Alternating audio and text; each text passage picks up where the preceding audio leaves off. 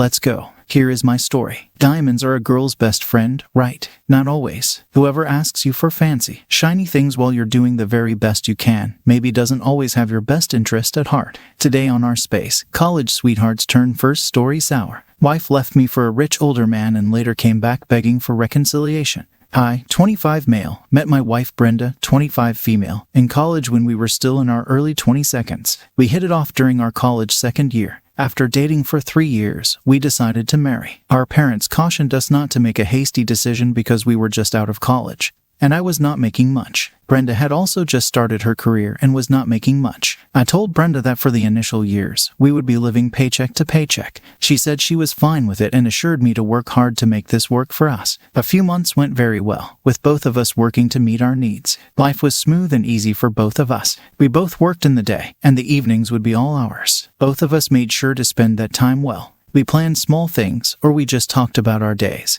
And it never got monotonous or boring for me. We earned less, but we were happy and satisfied with that. At least I am, and clearly she isn't. A year later, just after the first anniversary, money problems started creeping in. I didn't plan the anniversary as fancy as she wanted. She wanted diamonds, and I gave her a decent watch. I did whatever I could within my means and my planning ability. I agree I'm not a good planner, but she knows me better than anyone else. Instead of spending the money on outings, flowers, and food, I could have given her diamonds, but I felt memories mattered more than materialistic things. But for her, she wanted it all. I reminded her that our current financial condition doesn't allow us to have it all. After that incident, Brenda decided to work harder to make up for the financial deficiencies. I understood that deep down, she missed the luxuries she had dreamt about in her marriage. She was very vocal about it and never hid this from me. She wanted a good life, and there's no harm in that. I promised her that eventually, we would reach that level of financial state, but it takes time. You don't become rich overnight doing the right thing.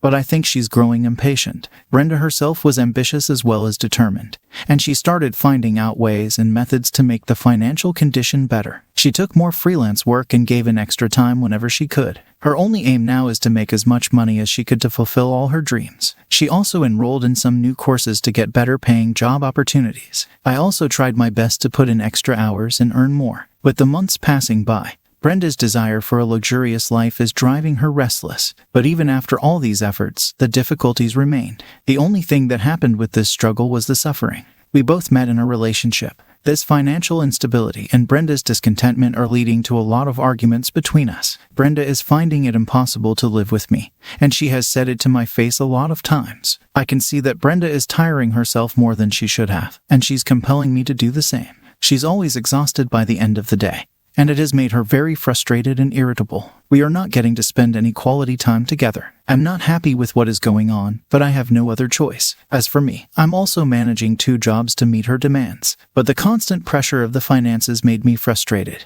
keeping my mind in a constant working mode to work out how to do better than what I'm doing. Sometimes I consider myself a failure, not being able to put up with the demands of the one person I love the most. I want to give her the best, and I'm failing in it. The constant pressure is hitting me hard. It is making me question my self-worth. If I'm not enough for her, she wanted a good life. But what constitutes a good life? Does it always have to involve materialistic things? Why can't a good life mean being happy, healthy, and abundant in love? I guess it's nice to own things. But what good is a life surrounded by nice things when it just sort of alienates you? Update 1. I should have seen this coming, but I thought just to be a financial problem came out to be a lot bigger. I never anticipated that my college love would do something like this. So, our hectic life continued for a few more months. Brenda had engrossed herself in the various jobs she had been appointed to. Things seemed to have settled between us, and things started looking brighter for us. Brenda earned quite well from her side hustles. I urged her to use that money to fulfill all her desires while I took care of the household expenses all by myself. To my amazement, Brenda was often seen in fancy dresses and accessories, happy most of the time. And all I thought this was due to her earnings, until the truth unfolded. Though she came home late, I never found her tired or lethargic. Rather, she seemed enthusiastic and more energetic for the next day. I was glad for the good tidings her busy schedule had caused. She would give me limited but wholesome time. This routine followed for a few weeks, but then something strange happened. On her return home from work one day, she was agitated. She went to bed straight and dozed off. This continued for more than a week, when it was bothering me. Whenever I asked her the reason, she would snap at me or said that she was tired of working so many hours. I told her to let herself free and get rid of the extra work. But this topic always turned into a heated argument, so I tried to avoid it. The best I could do was make her coffee and dinner and let her be in her space. I was upset, as I was now living with a machine rather than a person, a machine that worked from 8 in the morning to 10 or 11 at night. She hardly said hi or bye to me, and that's it. I was lacking her time and love. For me, money was never a priority, but for her, it was all she needed. After a lot of struggle, I made myself understand this bitter truth and learned to live with this. It was Friday, and I was running late due to additional work at the office. I texted her that I would be late. My message was left on read without any reply. I reached home around 10. Hoping she would have returned by now, but there was no sign of her. I thought she went out with friends. I didn't bother her by calling or texting because she rarely goes out. I was too tired to make dinner and dozed off on the couch waiting for her. When I woke up, it was almost midnight. I called her, but she didn't respond, and after a while, her phone was out of reach. I thought her phone had drained off. I tried her for a few more times, and in the tiredness, I dozed off again. The next morning, I got up feeling very hungry because I hadn't eaten anything since the last day's lunch. I went to the kitchen, normally looking for something to eat. My eyes fell upon a neatly folded piece of paper on the kitchen counter. When I unfolded the paper, I was shocked to see what was in my hands. It was a handwritten note from Brenda. This letter alone was enough to smash my being. Brenda had decided to leave me. The note said she found an actual man who could afford her lifestyle. The truth was bitter. The moment was so tormenting and painful that it is hard to describe. The reality seemed to haunt me. I was left shocked and jolted. I didn't know what to do or how to process this out of shock. I called Brenda's parents to ask them if they knew about her whereabouts. They denied knowing anything. I was so confused. I didn't tell them anything and hung up. My emotions choked me, and I called my friend and fumbled about my misery. He ran to my place because I sounded distraught. My condition for the next few days and a few weeks is hard to describe. I barely made it out of bed, just laid there doing nothing. I left all the other side hustles except for my full-time job because now none of it made sense. None of it was worth it. My friends and family tried to console me. My friends visited me every other day. Nights were the hardest. Eventually, I enrolled in therapy and threw myself into my work completely to avoid the thoughts about Brenda and my marriage. I worked as a distraction, as it left me no time to get sad. I was drained in all ways, but I kept exhausting myself more. With the passage of time, I began to accept my new reality. It was not easy, but I'm proud to be able to come out strong. On the journey from heartbreak to healing. It's been 4 months now since she abandoned me, and I'm yet to heal completely. But I've accepted my reality and am moving ahead in life. I'm so sorry. Opus, that's a huge kick to the groin. There's no rush in healing. Healing, like grief, is different for everyone. Please don't think you did anything wrong. You didn't. You did everything right. You were the perfect, supportive, loving husband that any woman would dream of. Update 2. Life has been so weird in the last few years that I almost forgot about this thread. After Brenda left me, it took me many months to heal. It wasn't easy. More than a year later to the D-Day, I happened to meet Alice. She was a new recruit to the office, a simple yet elegant, hardworking, enthusiastic young lady. She was a quiet being and was often seen sitting lonely in her cabin even in her free time. Her nature intrigued me. I don't know why, but I was pushed to go ahead and ask her out for coffee. She declined my offer and told me that she would like to not be bothered. She had rejected me in a confident yet respectable manner. I honored her more after that, but I didn't dare to ask her anything after that. I wasn't hitting on her. I just wanted to speak to her or maybe know her, but once she denied, I never tried again. We talked only regarding work stuff, if at all. A few months later, there was some team-building activity in the office where I and Alice were appointed from our respective teams. This gave us a chance to interact. Gradually, we became friends and opened up personal discussions. She told me about the betrayal she had received from her husband, the sole reason for her loneliness. Her husband left her for his young secretary. We realized we were both inflicted with the same trauma. We connected over our ugly past and broken hearts. Eventually, we started meeting outside the office. I felt comfortable in her company. Alice was a different girl. She understood me better. She was way more mature than my ex-wife. Though we connected over a similar past, we didn't want that to be the sole reason for our relationship.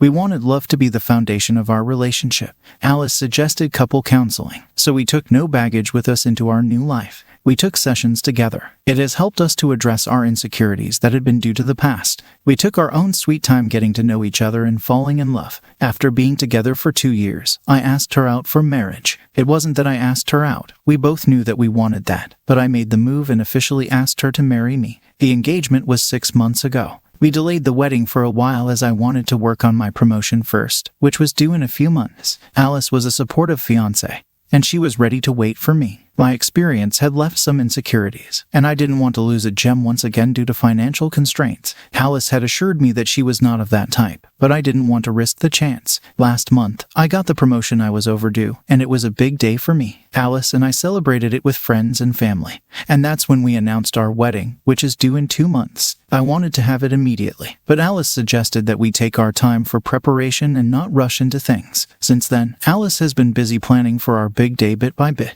She took up the responsibility as I'm not so good at planning stuff. Besides, she is street smart. She knows where to find the best deal in the city. It was also fun prepping for the wedding and enjoying the courtship period with Alice. But little did I know, the past was about to resurface in a way I had never expected. A few days back, Brenda reappeared in my life. However, it was not the same person. She looked miserable and shattered. It was a Sunday morning. Again, I woke up to a knock on the door. To my least expectation, there stood Brenda. It took me a while to realize it was her. I was shocked and rather upset about her sudden visit.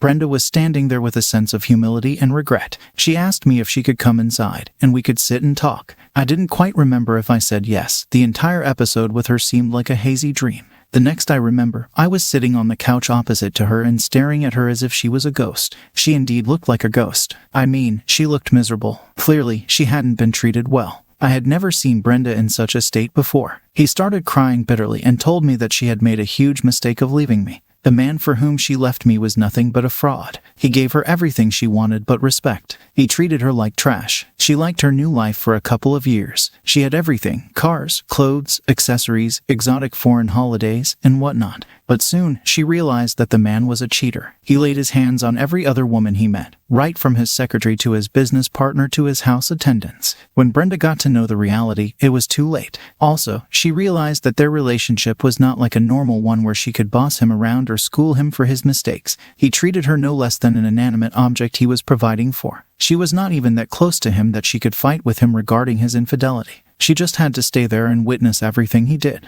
He was a rich man in his 50s with generational wealth. What else do you expect from him? I'm not generalizing everyone, but this is how Brenda described him to be. She had bruises on her neck and hand. I asked her if that was her rich man's gift. She started crying harder and said yes. She said whenever she complained about his behaviors, he was hitting her. She said he was done living like a prisoner and had fled from his mansion some time ago. She said she wanted to stay alone and heal herself, but she had nowhere to go, and she also got to know from her family that I was remarrying Alice. Hence, she rushed to me before it was too late, as if she was not late yet. I told her that she was already very late. In fact, she closed the door of her return the moment she decided to abandon me. She begged for forgiveness and said she was a fool to run after money and not understand the value of true love. To be honest, I struggled with conflicting emotions. For a moment, I had loved this woman so dearly in the past. Deep down, the part of me that had once loved Brenda so deeply was not able to ignore the regret with which she had returned.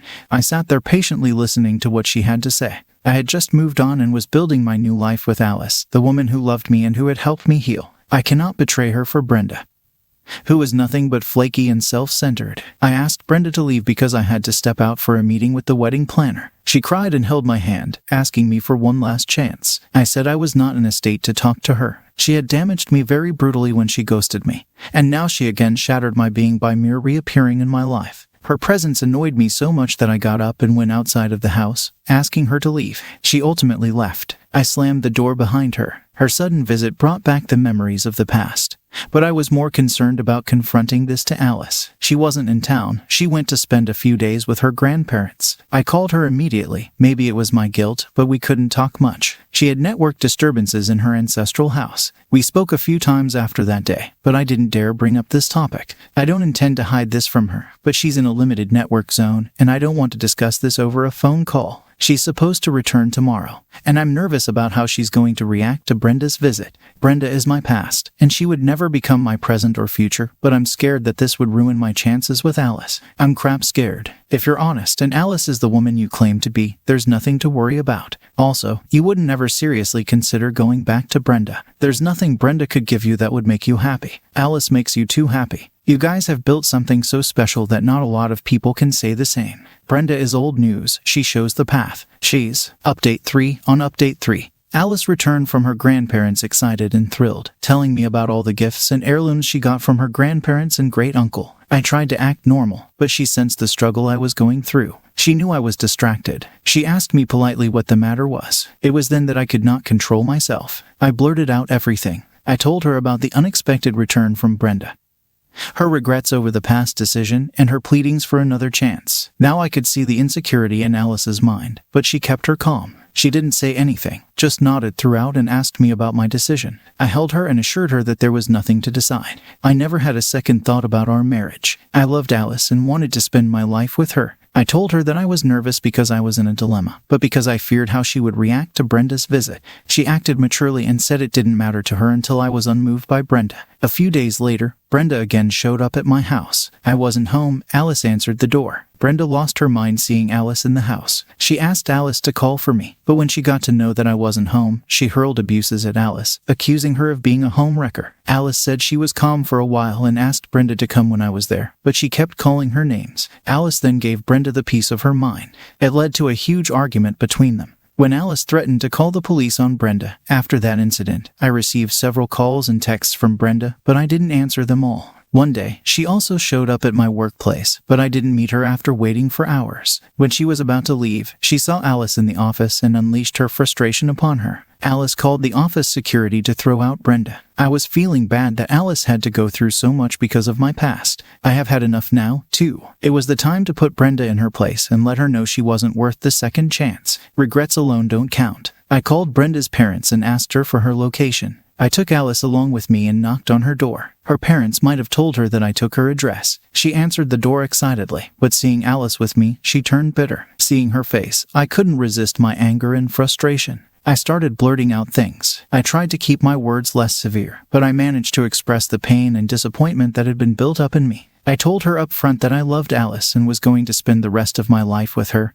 and that Brenda was no less than a ghost to me. She held my hand and cried, but I shrugged her off and asked her to stay away from me. I told that my wedding with Alice was scheduled for the next week, and that she now needed to respect my choice and decision, which solely was Alice. Now she didn't stop there and tried her last bet, texting and calling both of us to call off the wedding. She also reached out to Alice's parents to tell them I didn't love Alice and was marrying her to get back at Brenda and nothing else. When it got too much, I filed the restraining order against Brenda. After that, she has not reached out to any of us. I guess she understood that I was not going to move away from my decision. Soon, she accepts the reality. Good for her. I'm just excited to marry my love, Alice, and spend my life with her. I feel so lucky to have her in my life. Brenda went crazy, and that's no one's fault but her own. I feel bad for Alice, who got all the abuse spat at her. She didn't deserve it at all. The only thing she's guilty of is loving a man who loves her back. Honestly, she's way too kind, because anyone else would have called the cops. Brenda didn't deserve the compassion that Alice showed her. Alice sounds like the woman you've always needed in your life. So happy for the two of you. Hopefully, Brenda can bug her off and learn to live with the choices she's made. What do you think? What would you have said to Brenda upon her return? That's the story. If you liked it, please support us with a like as well as subscribe to our channel. Write in the comments what you think about the story. Thank you for being here with us. That evening, as I watched Diana laugh at some sitcom rerun on the couch, I couldn't help but marvel at her infectious energy. Her laughter filled the room, spilling over like a melody I had come to cherish. She had always been this way, effortlessly radiant and full of life. Tonight, though, something about her seemed different. The way her eyes sparkled and her cheeks flushed with mirth felt like a light that burned a little brighter than usual. "Ben," she exclaimed suddenly, turning toward me with a wide grin. Before I could respond, she sprang onto my lap, her arms circling my neck as she showered me with kisses. "You're so serious tonight," she teased, her voice playful, her lips grazing my cheek. Caught off guard, I chuckled, wrapping my arms around her slender frame. "Serious? I was just admiring you," I replied, leaning back to study her face. Her auburn hair tumbled in soft waves around her shoulders, framing her bright hazel eyes. She giggled, resting her forehead against mine. Flatterer. Moments like these reminded me why I fell for her 5 years ago. Diana had this ability to pull me out of my own head, to remind me that life wasn't just about goals or achievements. It was about moments like this where nothing else mattered but the two of us. I met Diana shortly after retiring from the Navy. Transitioning back to civilian life had been a challenge. The structure and discipline of military service were all I had known for over a decade. To cope, I threw myself into fitness, channeling the intensity of my military training into building my strength and stamina. Eventually, that passion turned into a career, and I opened a gym with the savings I had accumulated during my service. My gym was more than just a business. It became a sanctuary where I could help others transform, not just their bodies, but their confidence and outlook on life. By the time Diana entered my life, the gym had become a bustling success. She was introduced to me through her brother, one of my clients. From the moment we met, there was an undeniable spark. Despite our physical contrasts, me towering at 6 feet 3 inches and built like a linebacker, and her petite frame barely reaching my shoulders, our connection was instant. Diana was 23 then, full of an exuberant charm that drew people to her like moths to a flame. We started as friends, stealing moments between her busy schedule as a real estate agent and my long hours at the gym. Those moments quickly grew into something more, and within a year, we were married. Life felt perfect, or at least as perfect as it could be. Yet, as perfect as it seemed, there were always undercurrents, subtle cracks in the foundation that I tried to ignore. Diana had a playful nature that sometimes veered into impulsivity. She would joke about things that others might find serious, and while I loved her vivacity, it sometimes left me grappling with frustration. One Sunday evening, as we lounged in the living room, sipping wine, she suddenly turned to me with a mischievous grin. "Hey, Josh from work invited me to dinner on Friday." I told him I'd go. Her words were so casual, so nonchalant, that it took me a moment to process them. "Wait," I said, setting my glass down. "You're going to dinner with a coworker?" She nodded, her grin unfaltering. "Yeah, it's just dinner. He's funny, and we got a great rapport at the office. It's nothing serious." My chest tightened as her words sank in. "Diana, do you hear yourself? You're married. Dinner with another man, especially one who isn't family, doesn't exactly scream appropriate." Her playful smile faltered for the first time, replaced by a flicker of confusion. "Ben, it's not like that. It's just dinner. You're not jealous, are you?" "Jealous?" The word felt absurd, yet her suggestion ignited a mix of emotions in me. Disbelief, anger, and an ache I couldn't name. "This isn't about jealousy, Diana. It's about respect. You're asking me to be okay with you going on what sounds an awful lot like a date?" "It's not a date," she insisted, her voice rising. "You're blowing this out of proportion." Our conversation spiraled into a heated exchange. Her insistence that it was harmless clashed with my conviction that it was anything but. By the end of the night, we were both simmering with frustration. Diana stormed off to our bedroom, and I stayed behind, staring blankly at the television, my mind racing. Over the next few days, the tension between us only grew. Diana acted as though nothing had happened, flitting around the house with forced cheerfulness. Meanwhile, I wrestled with my thoughts, wondering how we had arrived at this impasse. Friday arrived, and with it, the dreaded evening. Diana made no attempts to hide her plans. She spent hours getting ready, her usual casual demeanor replaced by something more deliberate. She wore a sleek black dress, her makeup flawless, her hair styled in soft curls. When she finally stepped into the living room, I couldn't hide the pang of hurt that shot through me. "You're really going through with this?" I asked, my voice low but steady. She hesitated, just for a moment, before nodding. "Ben, it's just dinner. I'll be back before you know it." I didn't respond. Instead, I turned away, the weight of her betrayal settling heavily in my chest. As the door closed behind her, an idea began to form in my mind, one that would force her to see the gravity of her actions. As soon as the door clicked shut, the silence in the house became deafening. For a few minutes, I sat there staring at the empty wine glass on the coffee table, my emotions swirling in a chaotic storm. Anger, betrayal, and a gnawing sense of inadequacy all fought for dominance. I clenched my fists, trying to steady my breathing, but the thought of Diana sitting across from another man, laughing and smiling like she used to with me, was unbearable. I grabbed my phone and scrolled through my contacts, my mind racing. Mary's name caught my eye. She was one of my longtime clients at the gym, a vibrant woman in her early 30s who had been more than vocal about her interest in me. I had always kept a professional boundary between us, politely deflecting her flirtatious remarks. But tonight, the idea of breaking that boundary didn't feel so wrong. Before I could second-guess myself, I tapped her name and called. She answered on the second ring, her voice warm and inviting. "Ben, to what do I owe the pleasure?" "Hey, Mary," I said, keeping my tone light. "I was wondering, is that dinner offer still on the table?" There was a pause, and then a delighted laugh on the other end. "Absolutely." "When and where?" "Tonight," I replied, the words coming out before I could rethink them. "I'll pick you up in an hour." The glee in her voice was unmistakable. "I'll be ready." I hung up and stood, my movements almost robotic as I headed to the bedroom to get ready. I wasn't doing this to hurt Diana, or at least that's what I told myself. This wasn't about revenge, I reasoned. It was about reclaiming a piece of myself that felt lost in her betrayal. An hour later, I pulled up to Mary's apartment. She stepped out wearing a sleek red dress that hugged her curves, her lips painted a bold shade of crimson to match. Her confidence radiated as she slid into the passenger seat, and for the first time that evening, I felt a flicker of something resembling anticipation. "You clean up nicely," she teased, her eyes scanning my tailored blazer and pressed slacks.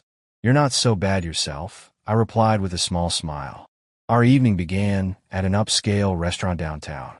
The dim lighting and soft jazz music created an intimate atmosphere, one that felt both thrilling and surreal.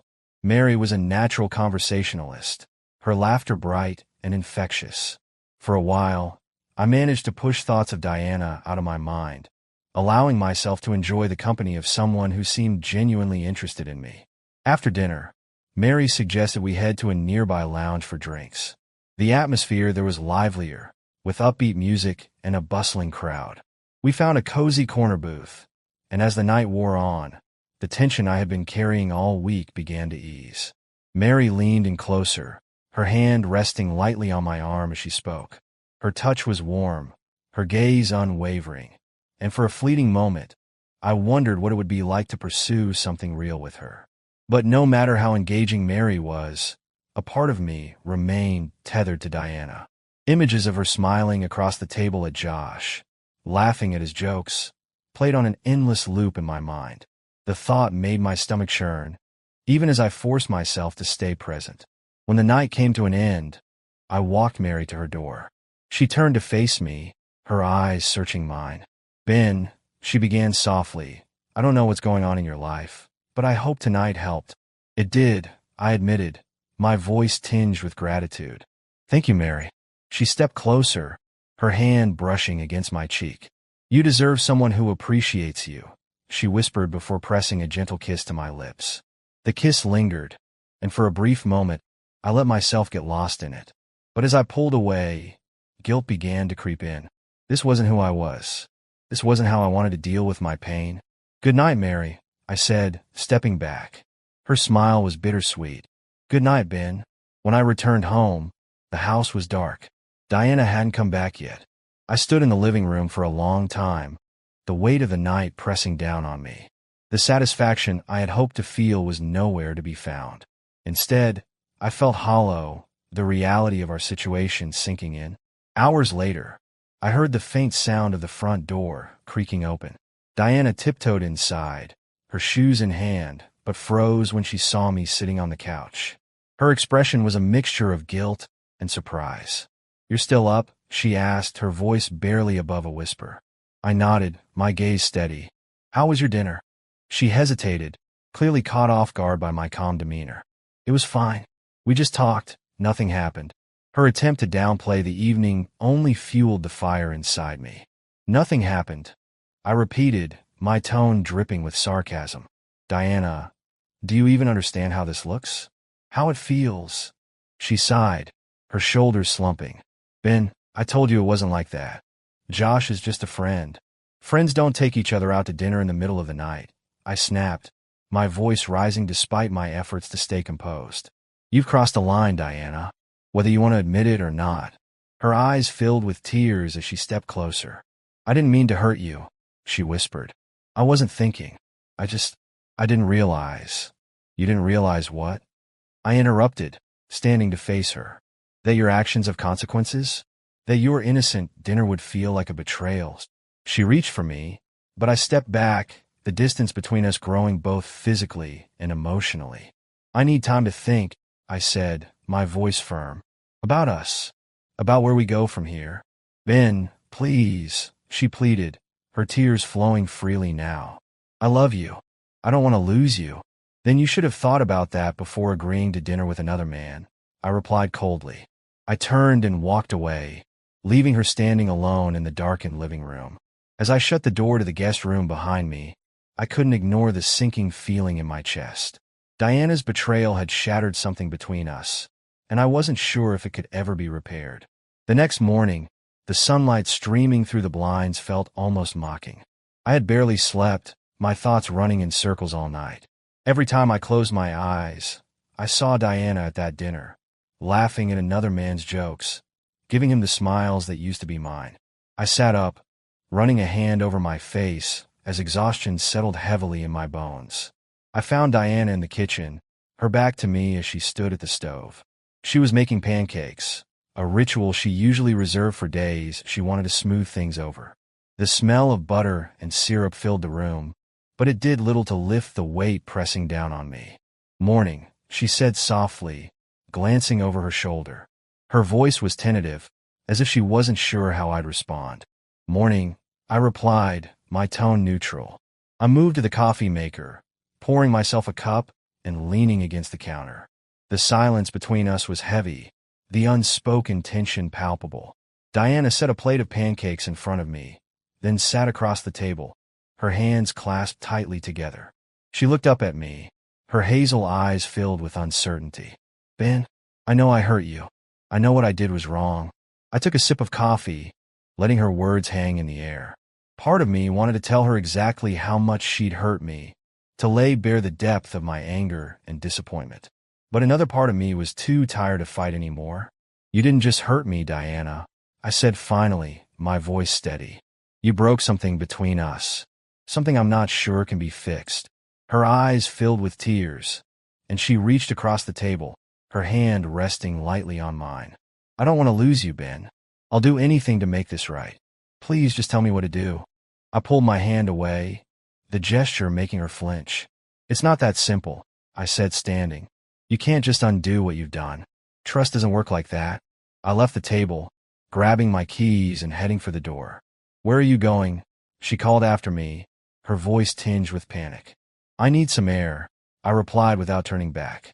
The sound of the door closing behind me felt like a final punctuation to the conversation. I drove aimlessly for hours, the familiar streets of our town blurring as my thoughts consumed me.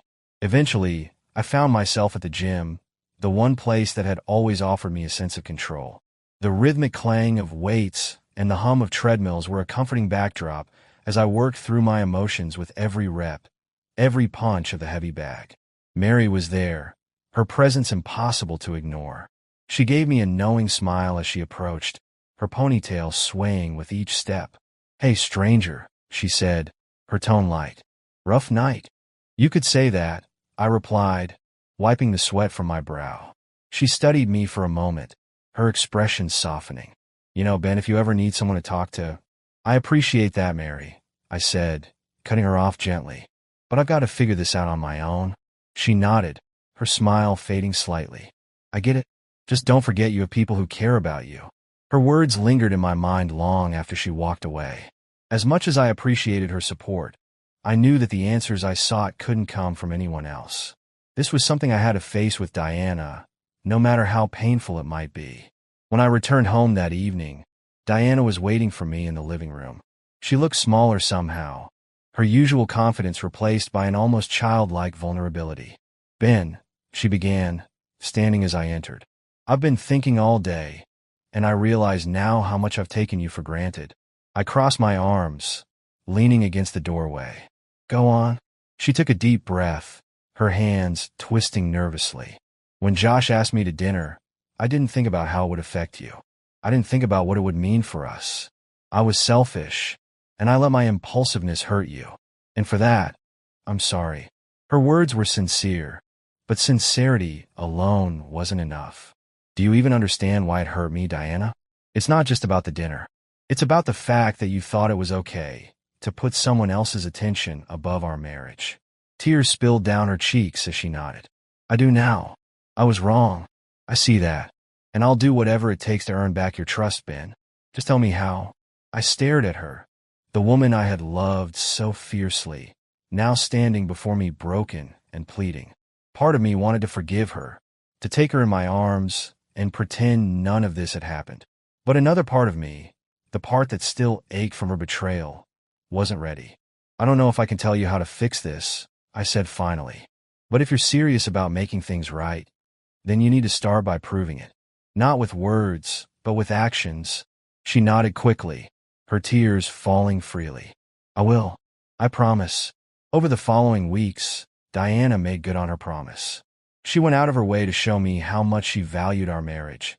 From small gestures like cooking my favorite meals to larger efforts like cutting off unnecessary contact with Josh. She even suggested counseling, something I never thought she'd agree to. It wasn't an easy process. There were days when the anger and hurt resurfaced, threatening to undo any progress we'd made. But each time, Diana met me with patience and determination, refusing to give up on us. Slowly, the walls I had built around my heart began to crack. I started to see glimpses of the woman I had fallen in love with, the one who had once been my partner in every sense of the word. And as those glimpses became more frequent, I began to hope that maybe, just maybe, we could find our way back to each other. The weeks stretched into months as Diana and I worked to rebuild what had been broken. There were no shortcuts, no easy solutions, just a slow and painful process of confronting our wounds and learning to trust each other again. Counseling became a weekly ritual, something I initially approached with skepticism, but eventually came to see as necessary. Our therapist, a no-nonsense woman named Dr. Keller, wasted no time cutting through the surface and digging into the heart of our issues.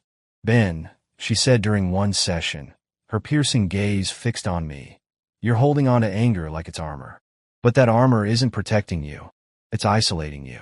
If you want this marriage to heal, you need to let Diana see the man behind the armor. Her words struck a chord I wasn't ready to acknowledge. I had always prided myself on being strong, unshakable, a protector. Letting my guard down felt like admitting defeat, but deep down, I knew she was right. If I wanted to move forward, I had to be willing to be vulnerable. Diana, for her part, was relentless in her efforts to prove her commitment. She kept her phone accessible at all times, answering my questions about her day with patience and honesty. She went out of her way to include me in every aspect of her life, from her work events to her daily routines. At first, it felt like overcompensation, a desperate attempt to win back my trust. But over time, I began to see it for what it was, an act of love. One evening, as we sat on the couch watching a movie, Diana reached for my hand. Her touch was hesitant, almost as if she feared I might pull away. When I didn't, she looked at me with a mixture of relief and hope. I've been thinking, she said softly, about why I agreed to that dinner in the first place. I turned to her, my interest piqued. Why? She hesitated, her gaze dropping to her lap.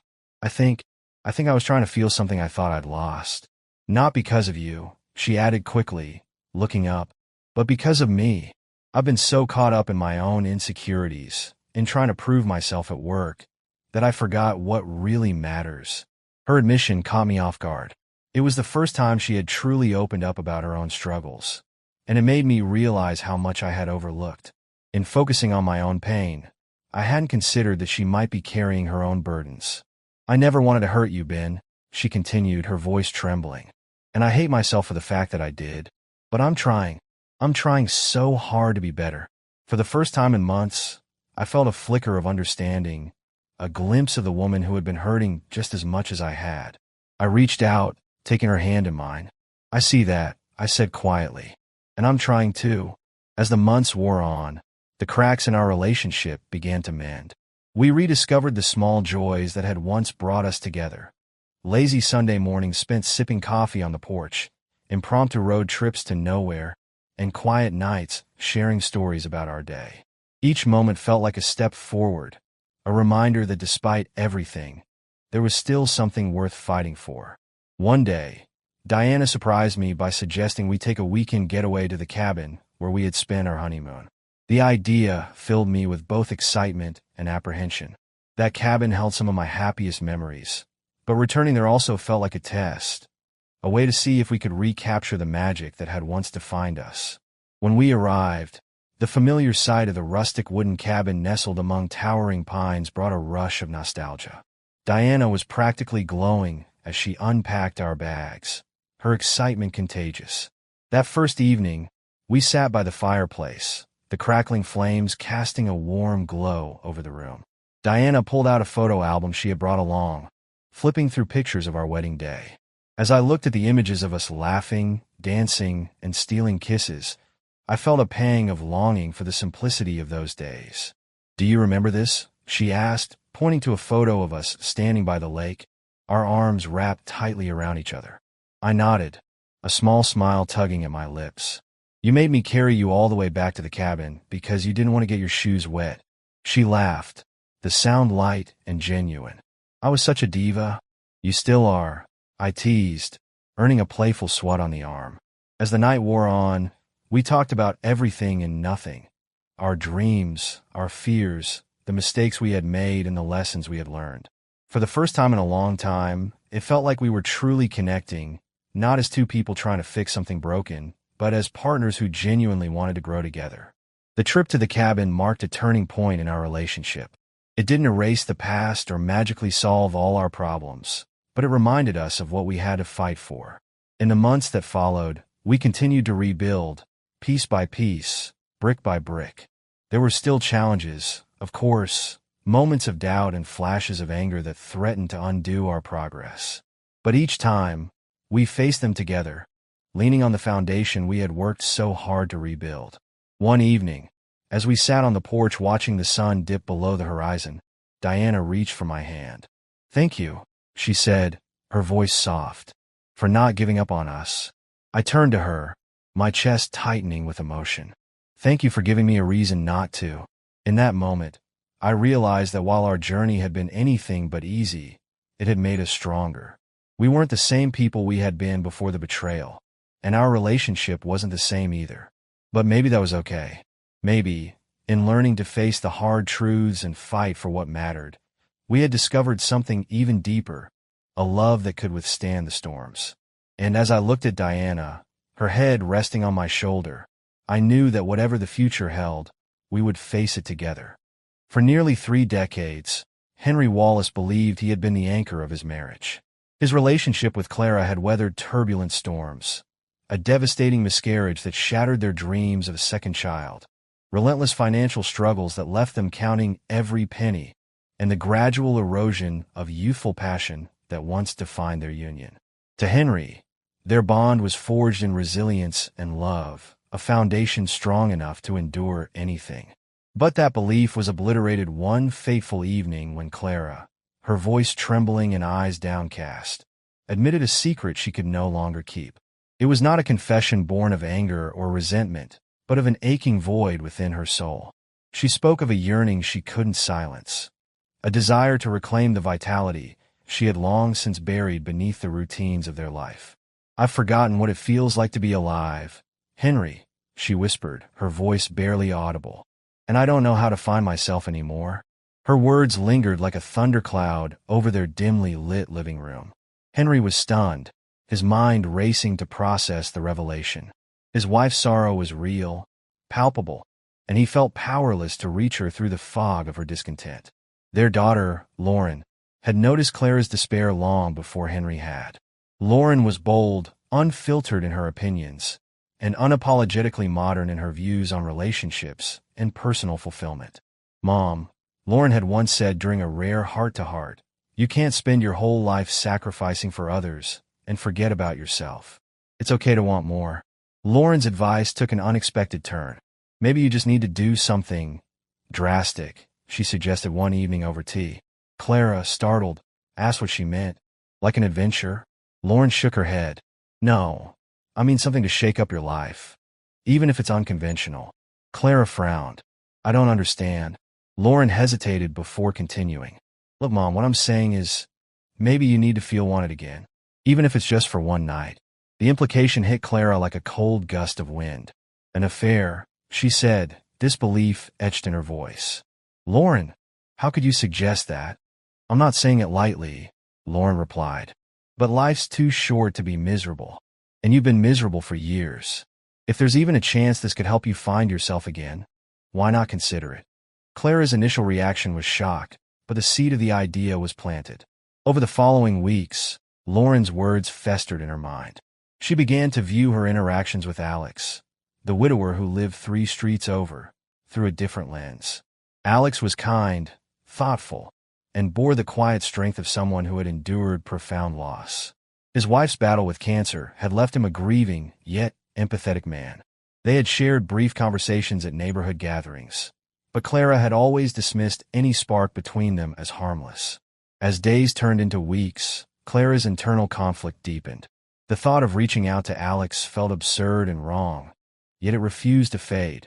She found herself drawn to the idea, not out of malice or a desire to hurt Henry, but from a desperate need to reconnect with a part of herself she believed was lost. Lauren's encouragement replayed in her mind during quiet moments. It's not about betraying Dad, Lauren had said, her tone firm. It's about finding you, Mom. Sometimes, you have to break the rules to rebuild yourself. One crisp evening, while Henry was busy fixing a leaky faucet in their upstairs bathroom, Clara stood in front of her bedroom mirror. She studied her reflection, the lines around her eyes, the faint streaks of gray in her hair, the tiredness she could no longer hide. She thought of the version of herself she used to be, vibrant, spontaneous, alive. The contrast was stark, almost unbearable. With trembling hands, she pulled out her phone and scrolled through her contacts. Alex's name stared back at her. She hovered over it, her pulse quickening, and then with a deep breath she pressed call. Alex answered after the second ring. His voice was warm, welcoming, but tinged with curiosity. Clara? This is a surprise. She stumbled over her words at first, unsure how to begin. Hi, Alex. I was wondering if you'd like to meet up. For coffee, maybe? Just to talk. There was a pause on the other end, then a soft chuckle. Of course. When and where? They agreed to meet the following afternoon at a quiet cafe on the edge of town. Clara spent the night tossing and turning, guilt and anticipation warring within her. By morning, she had convinced herself it was innocent, a simple conversation between friends. When she arrived at the cafe, Alex was already there, sitting at a corner table with a mug of steaming tea. He greeted her with a warm smile that eased some of her nerves. They talked for hours, their conversation flowing effortlessly. Clara found herself laughing at his dry humor and feeling seen in a way she hadn't in years. But the connection wasn't purely platonic. There was an unspoken energy between them, an undercurrent of something deeper. When Clara finally stood to leave, Alex hesitated before saying, "This was nice. I'd like to do it again sometime." Clara nodded, her heart pounding. "I'd like that too." Back at home, Henry was none the wiser. He was preoccupied with his plans to surprise Clara. He had noticed her growing distance, but assumed it was a result of their hectic lives. Determined to reignite their connection, he had been secretly organizing a romantic getaway to the countryside. Henry spent his evenings browsing online reviews of secluded cabins and searching for activities Clara might enjoy. He even wrote her a heartfelt letter, pouring out his love and gratitude for the years they had shared. The thought of seeing her smile again fueled his efforts. Unbeknownst to him, Clara was embarking on a journey that would shatter the very foundation of their marriage. Over the next few weeks, Clara and Alex's meetings became a regular occurrence.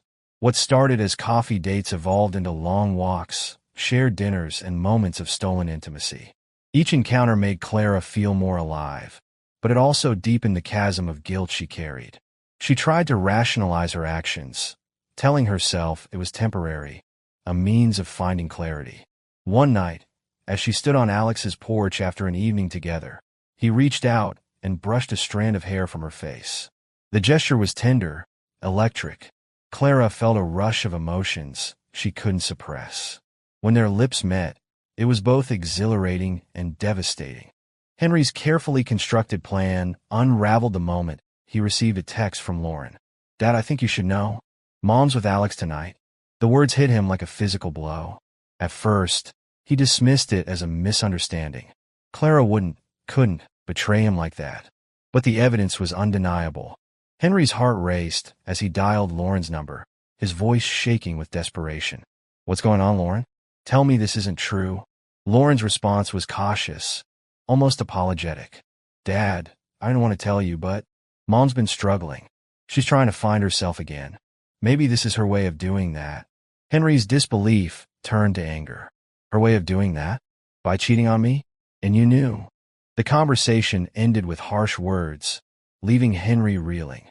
He paced the living room, memories of their life together flashing through his mind. The love, the sacrifices, the promises, they all felt meaningless now. Unable to contain his fury, Henry drove to Alex's house that night. When Alex opened the door, he barely had time to register Henry's presence before a fist connected with his jaw. Alex stumbled back, clutching his face in shock, but Henry didn't stay to witness the aftermath. He stormed away, his anger boiling over. Henry returned home and unleashed his grief in Clara's art studio. The room was a testament to their shared history. Paintings from vacations, portraits of their daughter, and pieces inspired by their life together.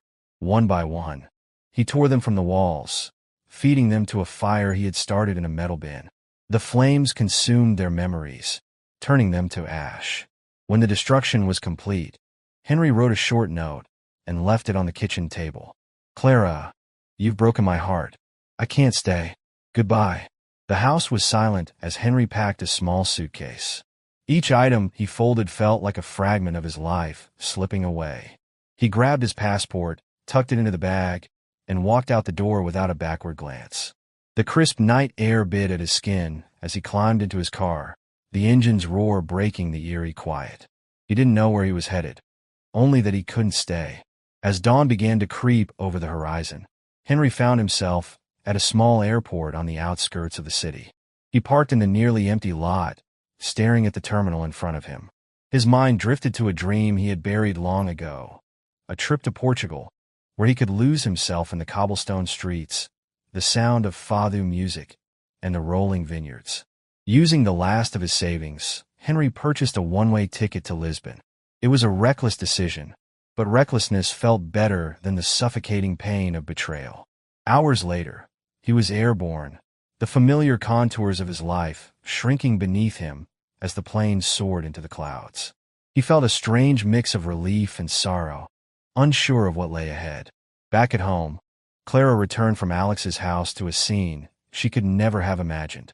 The studio, her sanctuary, was in ruins. The acrid scent of smoke filled the air, and her artwork lay in charred fragments across the floor. The devastation was overwhelming, but it was the note on the kitchen table that brought her to her knees. Henry's words pierced her heart. She clutched the paper, her hands trembling, and read it over and over, hoping it might say something different if she looked hard enough. But the message was clear. He was gone. Panic set in. Clara called Henry's phone, but it went straight to voicemail. She tried Lauren, but her daughter's response was cold and distant. "Mom, I don't know what to say. You've ruined everything." Clara sat on the floor of the studio, surrounded by the remnants of her life, tears streaming down her face. Guilt and regret engulfed her, and for the first time, she truly grasped the magnitude of what she had done. Meanwhile, Henry arrived in Lisbon, a city that seemed both foreign and welcoming. He wandered through the narrow streets of Alfama, the oldest district, letting the unfamiliarity wash over him. He rented a modest apartment above a small cafe, where the scent of freshly baked pastries greeted him every morning. The change of scenery gave him a sense of freedom he hadn't felt in years. Henry found solace in the simplicity of his new life. He began teaching English at a local language school, connecting with students from all walks of life. Among them was Sophia, a middle-aged woman with a sharp wit and a kind heart. She owned a bookstore down the street, and often invited Henry for coffee after class. Their friendship blossomed over time, marked by shared stories and quiet moments. Sophia never pried into Henry's past, and he appreciated her respect for his boundaries. She had a warmth about her that reminded him of what it felt like to be truly seen and valued. Back home, Clara struggled to rebuild her life in Henry's absence. The financial strain was immediate and devastating. Henry had drained their joint accounts and put the house up for sale, leaving her with little to fall back on. Even Alex, who had once seemed like a source of comfort, grew distant. The weight of their actions had fractured whatever connection they once shared. Lauren, too, pulled away.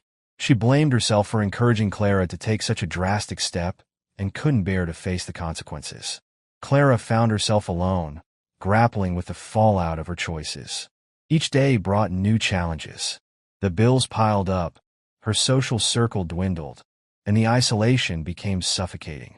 Clara threw herself into her work, hoping to distract herself from the emptiness, but even that provided little relief. Months passed, and Henry's life in Lisbon began to take on a new rhythm.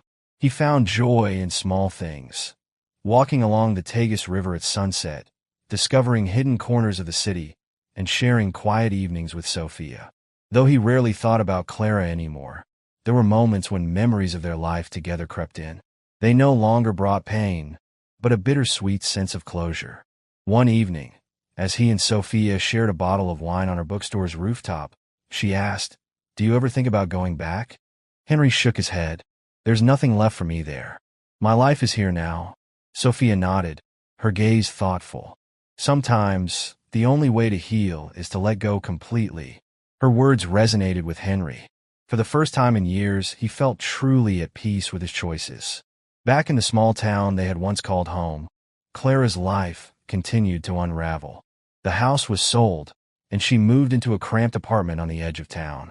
She tried to reach out to Henry, hoping for a chance to apologize and make amends, but he remained unreachable. One day, while cleaning out an old box of belongings, Clara found a photo of them from their early years of marriage. They were laughing on a beach, the sun casting a golden glow over their faces. The sight of it brought fresh tears to her eyes. She realized then that she had lost not just her husband, but a part of herself she could never reclaim.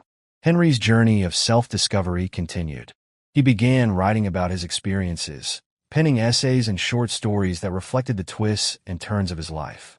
His work gained a modest following, and for the first time, he felt a sense of purpose beyond his past.